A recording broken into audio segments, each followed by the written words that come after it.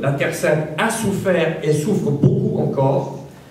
C'est un contexte spécifique à notre communauté, qui est une communauté dominicaine néo-bénédictine, parce que nous vivons beaucoup dans notre couvent et pas tellement dehors dans des apostolats, comme les dominicains en France ou en Italie ou en Espagne font.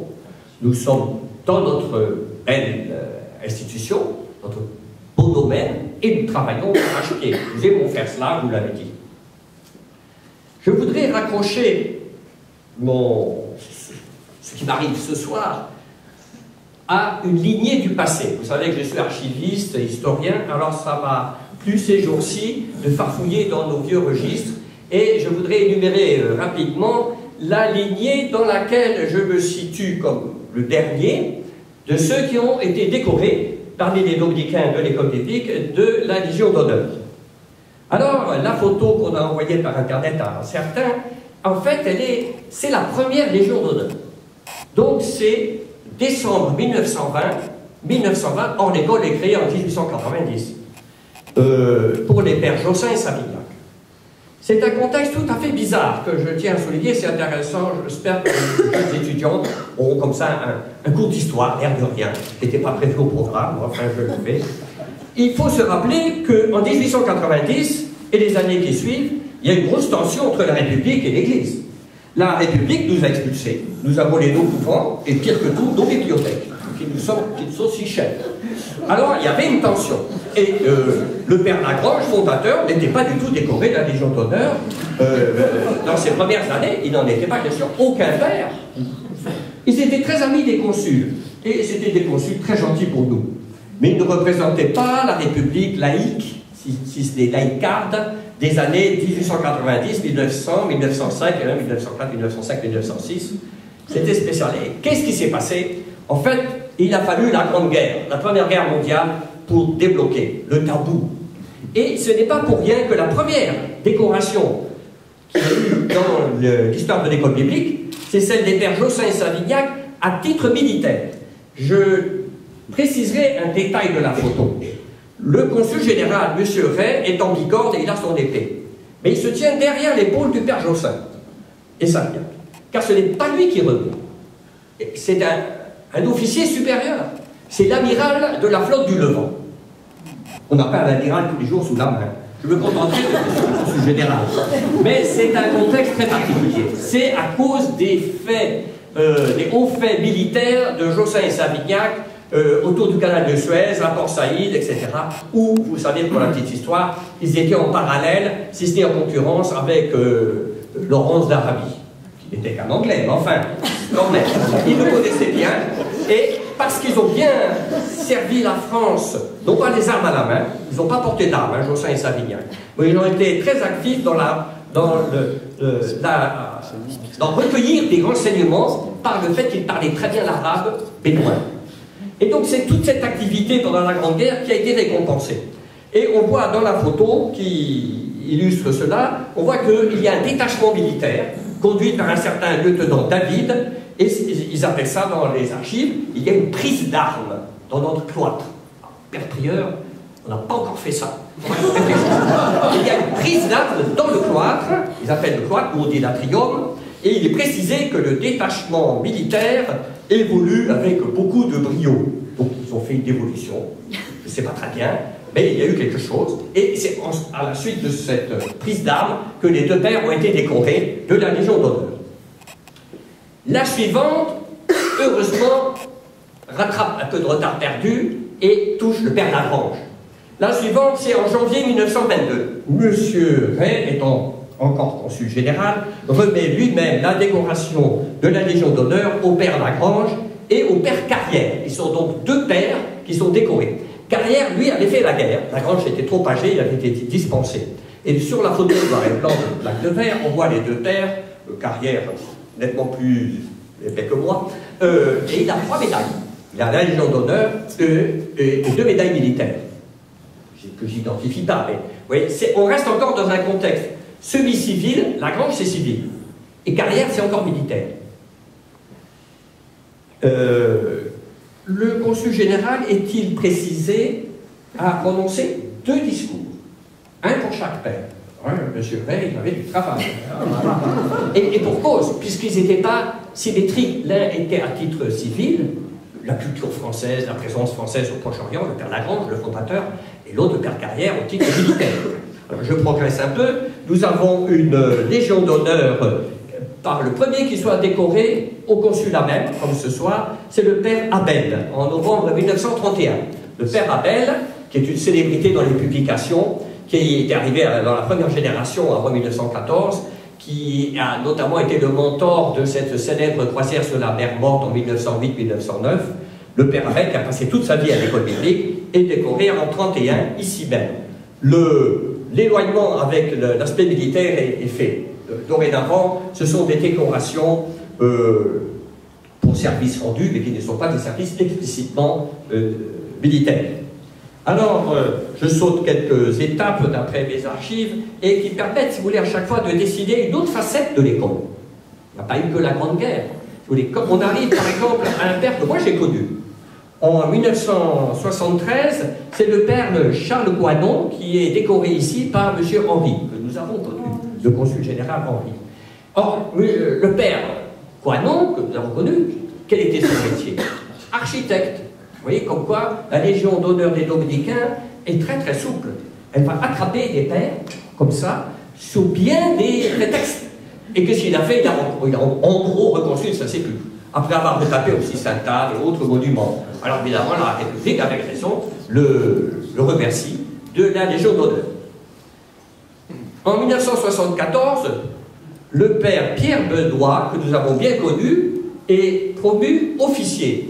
Il était déjà, je saute des étapes pour aller plus vite, il était déjà chevalier, et il est promu officier. Or, le père Benoît n'a aucune des caractéristiques des pères précédents, peut-être un peu de Lagrange, son maître, bien sûr. Mais il n'est architecte, il n'a pas fait de guerre, etc. Mais il a été expert au Concile Vatican II, il était un grand théologien et un grand exégète du Nouveau Testament, il a été une cheville ouvrière de la Nouvelle Bible de Jérusalem, et à ce titre, il a été effectivement reconnu par la République et honoré. Le 1er janvier 1975, c'est le père Deveau qui reçoit la Légion d'honneur ici au consulat général de la main de M. de la Sablière, qui était en charge à l'époque de ce poste. Le père Deveau, célébrité aussi, directeur de l'école, directeur de l'art biblique évidemment, et fouilleur des manuscrits de la mer Morte, c'est-à-dire de Qumran, de Tel el-Farah, il a fait des fouilles, et il a participé évidemment à la Bible de Jérusalem. Là aussi, la République a su reconnaître une personnalité différente des autres. Un autre secteur, si vous voulez, l'archéologie comme telle, qui est honoré. En mai 1981, nous étions là, c'est le père Tourné. Le père Tourné qui reçoit de M. Loquino la Légion d'honneur ici même, dans ses salons. Le père Tourné, qui était comme moi, un peu faiblard, maigrichon, pas costaud, alors pas de guerre, pas de fouilles archéologiques, mais un autre travail, intense. La Bible de Jérusalem, les psaumes, comme vous savez, directeur de l'art biblique, évidemment, directeur de l'école biblique, et un investissement incroyable avec ses amis palestiniens de la vieille ville. Il était un homme complètement investi dans ses contacts. Et le père Tardivi est un peu sur cette lignée. Le père Tourné. Ensuite, nous avons eu, je descends, vous voyez, je progresse dans la chronologie, le père Jean-Luc Vesco, en 1989, sous M. Gilles Dumière.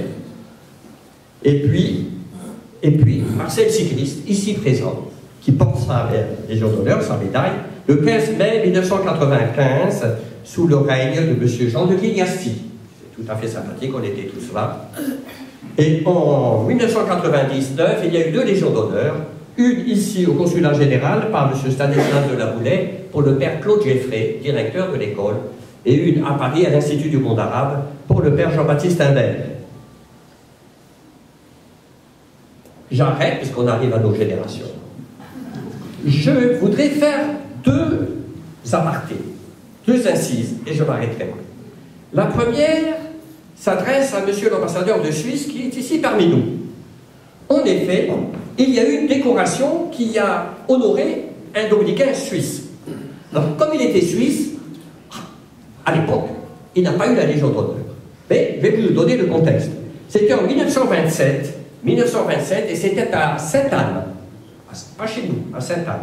Et celui qui était honoré, un saint homme, qui a laissé une mémoire extraordinaire, c'était ce que nous appelions dans notre vocabulaire préconciliaire un frère convert. Maintenant, frère coopérateur. Les frères convers étaient des frères non prêtres qui étaient au service de leur communauté. Il s'agit du frère Mathieu Salamin, d'origine du Valais, valaisan. Le frère Mathieu reçoit à Sainte-Anne la médaille d'argent de la reconnaissance française. C'est le titre officiel de cette médaille pour ses hauts faits pendant la guerre de 14. Parce que comme Suisse, il était un des rares qui n'avait pas été expulsé par les Turcs et il était resté dans le couvent et il s'était occupé de nourrir les orphelins des sœurs de Saint-Vincent de Paul.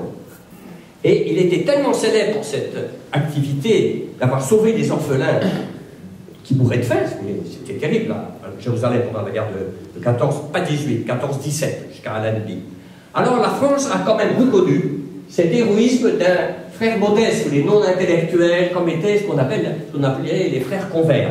Et je suis content qu'il y ait eu cette reconnaissance de la part de la République envers quelqu'un qui n'était pas du gratin de l'école biblique.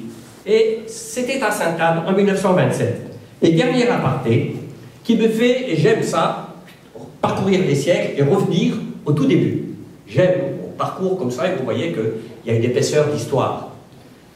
J'arrive le 12 décembre 1895. 1895. Bénédiction solennelle de la première pierre de la basilique Saint-Étienne des Pères dominicains. Eh bien, il y avait trois personnalités importantes. Il y avait le patriarche, sa béatitude, Monseigneur Piavi. Il y avait le consul général de France, évidemment, M. Ledoux. Et il y avait le représentant officiel de Sa Majesté impériale, le sultan. Parce que c'était les Ottomans.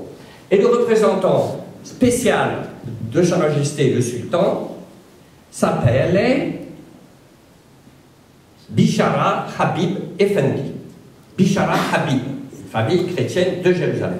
Et nous avons le plaisir et l'honneur d'avoir parmi nos amis sa petite-fille directe, Bishara Habib Effendi, et son grand-père. Il s'agit de Madame Assili, trop haute comme la reine d'Angleterre dans son fauteuil, à côté du père Crillon. Et donc, c'est extraordinaire, ce saut à travers les siècles. Monsieur Bishara Habib Effendi représente le gouvernement en 1895, et sa petite-fille est ici aujourd'hui, alors que je ne suis pas un pacha ni un établi, et je suis aussi reconnu. Inutile de dire que M. Bishara Habib portait la Légion d'honneur. Monsieur le consul général, je vous remercie aussi pour votre hospitalité chez vous, avec Dalal, si vous permettez. Merci à vous deux de nous recevoir si bien, et je demanderai peut-être à nos jeunes, aux jeunes dominicains et aux étudiants qui sont vigoureux, d'applaudir le couple qui nous reçoit.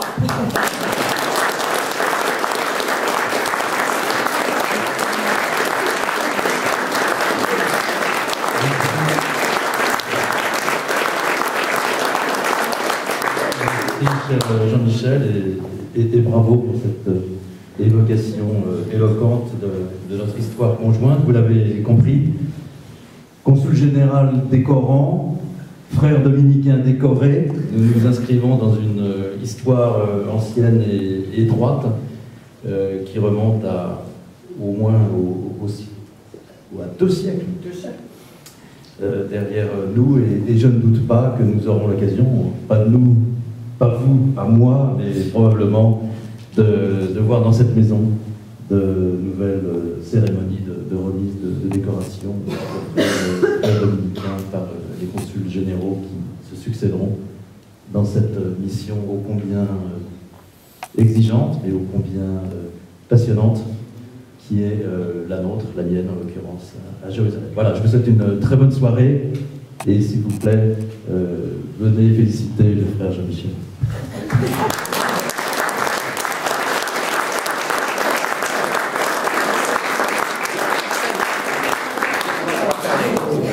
Une photo avec le père supérieur, le père directeur, monsieur le consul général.